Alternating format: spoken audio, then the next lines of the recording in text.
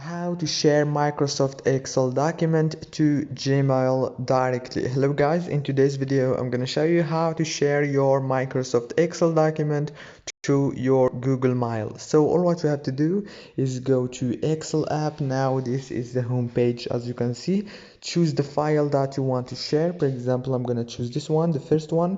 Click on it. And now here all what you have to do is go to the top and click on this little option. Click on it, and now you will have two options here. Click on share as attachment and choose workbook so you can share it as Excel. And here you will find some options, and here is the Gmail option. Click on it and everything will be done.